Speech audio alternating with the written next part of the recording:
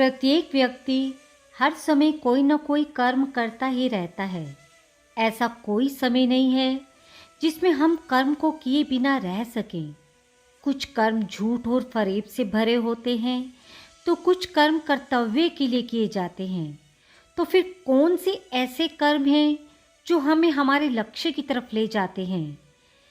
श्री कृष्ण कहते हैं, जो कर्म निष्काम भाव से ईश्वर के लिए किए जाते हैं वे बंधन उत्पन्न नहीं करते। वे मोक्ष रूप परम पद की प्राप्ति में सहायक होते हैं। इस प्रकार कर्म फल तथा आसक्ति से रहित होकर ईश्वर के लिए कर्म करना वास्तविक रूप से ही कर्म करना है। तो चलिए आरंभ करते हैं गीता का तीसरा अध्याय कर्मयोग। इस अध्याय में कुल 43 श्लोक हैं। अर्जुन ने पूछा, हे जनार्दन, यदि आपके तप से कर्म से बुद्धि श्रेष्ठ है तो केशव मुझे इस घोर कर्म में क्यों लगाते हो?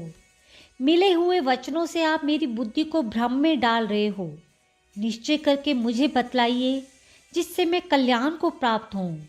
श्री कृष्ण जी बोले, हे निष्पाप अर्जुन, मैं पहले समझा चुका हूँ कि इस लोक में 2 प्रकार की निष्ठा कही है। एक तो सांख्य वालों का ज्ञान योग और दूसरी योगियों का कर्म योग। कर्मों का प्रारंभ न करने से कोई निष्कर्म नहीं कहलाता और कर्मों का त्याग करके संन्यास करने से ही किसी को सिद्धि नहीं मिल जाती। मनुष्य क्षण भर भी कर्म किए बिना नहीं रह सकता। प्रकृति के गुण ही सब मनुष्यों को कुछ न कुछ कर्म करने में लगाते रहते हैं। जो अज्ञानी कर्मेंद्रियों को रोककर आत्मचिंतन करने के बहाने विषयों की चिंता करता है, वह पाखंडी मिथ्याचारी कहलाता है। हे अर्जुन, जो इंद्रियों को मन से दमन कर विषयों में प्रवृत्त न होने देकर उनसे कार्य लेता है, वह कर्मयोग का अभ्यास कहाता है और श्रेष्ठ कहाता है। अपने धर्म के अनुसार नियमित कर्म करो, क्योंकि कर्म के न करने से कर्म को करना अच्छा है। बिना कर्म किए तुम्हारे शरीर का निर्वाह नहीं हो सकता। हे कौन्ते, यज्ञ के निमित्त किए जाने वाले कर्मों को छोड़कर जितने कर्म हैं उनके करने से मनुष्य को बंधन होता है। अतएव तुम फल की इच्छा त्याग कर यज्ञ के लिए ही कर्म करो। सृष्टि के आरंभ काल में ब्रह्मा जी ने यज्ञ सहित प्रजा को उत्पन्न कर प्रजा से कहा था कि यज्ञादि कर्म करके वृद्धि को प्राप्त होंगे। यही सब कर्म तुम्हारे निमित्त कामधेनु होवेंगे। इस यज्ञ से तुम देवताओं को संतुष्ट करते रहो और देवता भी तुमको संतुष्ट करेंगे। इस प्रकार परस्पर वर्ताव करते हुए तुम और देवता कल्याण को प्राप्त होवोगे। यज्ञ आदि कर्मों से प्रसन्न होकर देवता तुमको इच्छित सुख की सामग्रियां देंगे, परंतु उनके दिए हुए दान को जो बिना उनको भोग लगाए ग्रहण करता है वे चोर है। पंच महायज्ञ करके जो शेष बचा हुआ भोग ग्रहण करते हैं वे सब पापों से मुक्त हो जाते हैं, और जो अपने निमित्त अन्न पकाते हैं वे पापी पुरुष पाप का ही भक्षण करते हैं। अन्न से प्राणियों की उत्पत्ति होती है। अन्न मेघ से उत्पन्न होता है। मेघ यज्ञ द्वारा बरसता है और यज्ञ की उत्पत्ति कर्म से होती है। कर्म की उत्पत्ति ब्रह्मा से हुई है और ब्रह्मा अक्षय परमात्मा से। इस कारण सदा सब पदार्थों में रहने वाले जो ब्रह्मा हैं वे सब यज्ञों में प्रस्तुत हैं।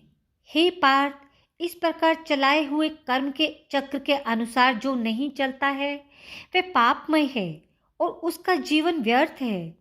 जो पुरुष आत्मा में ही रत रहता है और आत्मानंद अनुभव से तृप्त रहता है, आत्मा में ही संतुष्ट है, उसे कुछ भी कार्य शेष नहीं रह जाते। वे कोई कर्म करे या ना करे, उसको कोई प्रयोजन अथवा लाभ नहीं है, और किसी प्राणी से अपना लाभ कर लेने की भी उसको कोई आवश्यकता नहीं। इसलिए तुम भी फल की प्राप्ति की इच्छा त्याग कर कर्तव्य पालन करो, क्योंकि फल की इच्छा त्याग कर कर्म करने वाला पुरुष मोक्ष को प्राप्त होता है। राजा जनक आदि ने भी कर्म सिद्धि पाई है।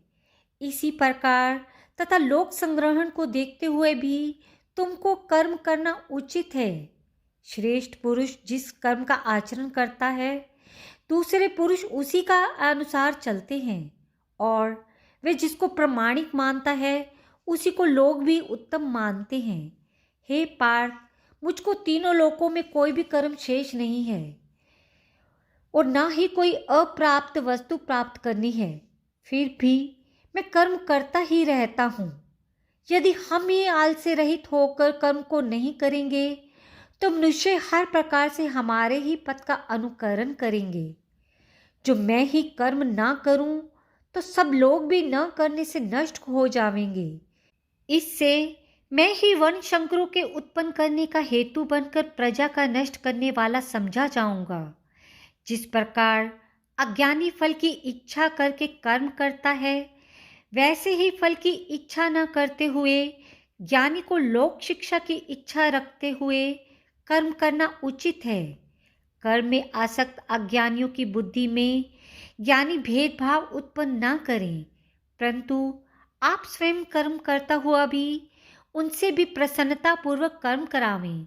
हे अर्जुन, नर कर्म प्रकृति के गुणों करके ही उत्पन्न होते हैं, परंतु जिनकी बुद्धि अहंकार से भ्रष्ट है, ऐसे मूर्ख लोग समझते हैं कि हम कर्ता हैं, परंतु जो गुण और कर्म के विभाग का सच्चा तत्व जानता है, वे ज्ञानी पुरुष ये समझकर इसमें आसक्त नहीं होता कि गुणों का ये खेल आपस में हो रहा है। प्रकृति के गुणों करके भूले हुए मनुष्य गुणों और कर्मों में आसक्त होते हैं। उन अल्पज्ञ मंदों को ज्ञानी पुरुष कर्म योग से चलायमान न करें। हे अर्जुन, आध्यात्म बुद्धि से सब कर्मों को तुम मुझ में अर्पण करके कर्मफल की आशा, ममता इनको छोड़कर संग्राम करो। जो पुरुष श्रद्धापूर्वक मेरे वचनों पर दोष दृष्टि ना करके मेरे इस मत के अनुसार आचरण करते हैं, वे लोग कर्म बंधन से निश्चय ही मुक्त हो जाते हैं। और जो अज्ञानी इस पर दोष दृष्टि करते हुए इनको ग्रहण नहीं करते, वे संपूर्ण ज्ञान से रहित हैं। उनको नष्ट हुआ जानो। ज्ञानी मनुष्य भी अपनी प्रकृति के अनुसार आचरण करता है।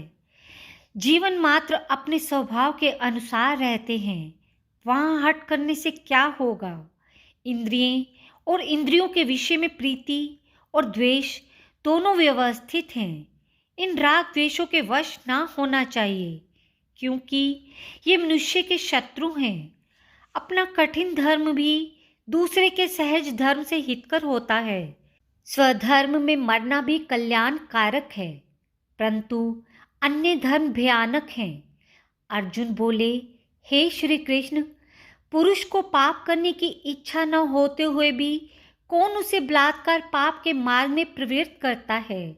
श्री कृष्ण बोले, हे अर्जुन, रजोगुण से उत्पन्न होने वाला काम और क्रोध मनुष्य को पाप मार्ग में ले जाता है। इस करके उत्पन्न इच्छा कभी तृप्त नहीं होती। ये महापापी और घोर शत्रु है। जैसे धुएं से अग्नि, धूल से दर्पण और झिल्ली से गर्भ का बालक ढका होता है, उसी प्रकार विषय की इच्छा से आत्मज्ञान ढका हुआ है। हे कुंती पुत्र, इस शत्रु काम को करके ज्ञानियों का ज्ञान आच्छादित हुआ है और सदा अग्नि की तरह तृप्त नहीं होता। इंद्रियां, मन और बुद्धि इस काम के आश्रय स्थान हैं। इनके सहारे विषयेच्छा ज्ञान को आच्छादित करके जीव को मोह कर लेता है। अतएव तुम सर्वप्रथम इंद्रियों को वश में करके ज्ञान और विज्ञान को नष्ट करने वाले इस काम को जीतो। कहते हैं कि इंद्रियां प्रबल हैं और इंद्रियों से भी प्रबल है मन। इस प्रकार जो बुद्धि से परे है, उस आत्मा को जानकर निश्चयात्मक बुद्धि द्वारा मन को निश्चल करके, हे माँ बाहो, तुम उस दुर्धर शत्रु काम को जीत लो। तीसरे अध्याय की समाप्ति। राधे राधे। श्रीमद् भगवद गीता के तीसरे अध्याय का महात्म्य। नारायण जी बोले, हे लक्ष्मी, एक शूद्र महामूर्ख अकेला ही एक वन में रहता था। बड़े अनर्थों से उसने बहुत सा द्रव्य इकट्ठा किया। किसी कारण से वह सब द्रव्य जाता रहा। अब वह शूद्र बहुत चिंतित रहने लगा। किसी से पूछता कि ऐसा उपाय बताओ कि पृथ्वी द्रव्य होवे मैं निकाल लूँ। किसी से कहता कोई अंजन बताओ जिसे नेत्र में डालकर पृथ्वी का पदार्थ निकाल लूँ। तब किसी ने कहा मांस मदिरा खाया पिया करो। वह खोटा कर्म करने लगा, चोरी करने लगा। एक दिन धन की लालसा कर चोरी करने गया। रास्तों में चोरों ने उसे मार दिया। अनंतर उसने प्रेत की योनि पाई। उस प्रेत योनि में उसे बड़ा दुख हुआ। एक वट के वृक्ष पर रात दिन चिल्लाया करता कि कोई ऐसा भी है जो मुझे इस अधम देह से छुड़ावे। कुछ समय बाद शूद्र की स्त्री से पुत्र जन्मा। जब उसका पुत्र बड़ा हुआ तो एक दिन अपनी माता से उसने पूछा कि मेरे पिता का क्या व्यापार था और उसका देहांत किस प्रकार हुआ। तब उसकी माता ने कहा, बेटा, तेरे पिता के पास पदार्थ बहुत था, सो यूं ही जाता रहा। वह धन के चले जाने से बहुत चिंतित रहने लगा। एक दिन धन की लालसा से चोरी करने गया, परंतु मार्ग में चोरों ने उसे मार डाला। तब उसने कहा, हे माता, उसकी गति कराई थी। तब माता ने कहा, नहीं। बेटे ने कहा, हे माता, उसकी गति करानी चाहिए। उसने कहा, अच्छी बात है। तब पंडितों से पूछने लगा और प्रार्थना करी, हे स्वामी, मेरा पिता एक दिशा में जाकर मृत्यु को प्राप्त हुआ है, उसका उद्धार किस प्रकार होवे। तब पंडितों ने कहा, गया जी जाकर उसकी गति करो, तब पितरों का उद्धार होगा। ये सुन उसने अपनी माता की आज्ञा लेकर गया को गमन किया। प्रयागराज का दर्शन करके फिर आगे को चला। रास्ते में वृक्ष के नीचे बैठा। वहाँ उसे बड़ा भय हुआ। वृक्ष जहाँ था वहाँ उसका पिता प्रेत योनि में प्राप्त हुआ था। उसी जगह में चोरों ने उसे मारा था। तब उस बालक ने अपना गुरु मंत्र पढ़ा। उसका और भी नियम था। वे एक अध्याय श्री गीता जी का नित्य पाठ किया करता था। उस दिन उसने गीता जी के तीसरे अध्याय का पाठ उस वृक्ष के तले बैठकर किया। वह उसके पिता ने प्रेत योनि में सुना। सुनते सुनते उनकी प्रेत देह छूट गई। देव देही पाई। स्वर्ग से विमान आए। वे विमान पर चढ़कर उनके सामने आया, आकर आशीर्वाद दिया और कहा, हे पुत्र, मैं तेरा पिता हूँ जो मरकर प्रेत हुआ था। इस तेरे पाठ करने से मेरी ये देव देह हुई। अब मेरा उद्धार हुआ है। तेरी कृपा से स्वर्ग जाता हूँ। अब तू गया जी में अपनी खुशी से जा। इतना सुनकर पुत्र ने कहा, हे पिताजी, कुछ और आज्ञा करो जो मैं आपकी सेवा करूं। तब उस देवदेही ने कहा, देख, मेरी 7 पीढ़ियां पितर नरक में पड़ी हैं, बड़े दुखी हैं। अब तू गीता जी के तीसरे अध्याय का पाठ करके उनकी उस दुख से मुक्ति प्रदान कर। इतना वचन कहकर वह देवदेही स्वर्ग को गई। तब बालक ने वहाँ तीसरे अध्याय का पाठ किया। सब पितरों को पुण्य देकर बैकुंठगामी किया। तब राजा धर्मराज के पास यमदूत ने जाकर कहा, हे राजा जी, नरक में तो बहुत से लोग नहीं हैं। नरक तो उजाड़ पड़ा है। जो कई जन्मों के पाप कर्मी थे, तिनको विमान पर बिठाकर श्री ठाकुर जी के पार्षद ले गए। इतना सुनकर धर्मराज उठकर श्री नारायण जी के पास गए। वहां जाकर राजा ने हाथ जोड़कर कहा, हे त्रिलोकीनाथ, जो जीव जन्म जन्मांतर के पापी थे, उन्हें आपके पार्षद विमानों पर चढ़ा के बैकुंठ को ले गए हैं। तब नरक में यातना भोगने का दंड किसको देवें। तब श्री नारायण जी ने बहुत प्रसन्न होकर कहा, हे धर्मराज, तू दुखी मत हो, अपने मन में बुरा ना मान। मैं तुझको एक वृतांत कहता हूँ, सो श्रवण कर। यह जो जीव पापी थे, इनका कोई पिछला धर्म उदय हुआ है उस अपने धर्म द्वारा कहीं महापापी जीव बैकुंठ को गए हैं। और ये आज्ञा मैं तुझे देता हूँ कि जो भी जीव श्री गीता जी का पाठ करे या कोई किसी को पाठ किए का फल दान करे, उन जीवों को तू कभी नरक में ना देना।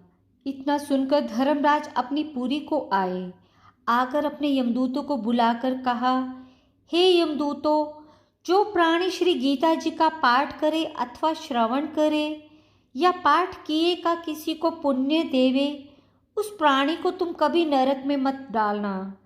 जो जीव श्री गीता जी का पाठ करे या श्रवण करे, उसका फल कहाँ तक कहीं कहने में नहीं आ सकता। तब नारायण जी ने कहा, हे लक्ष्मी, ये तीसरे अध्याय का फल मैंने तुझे कहा है, सो तूने सुना है। राधे राधे।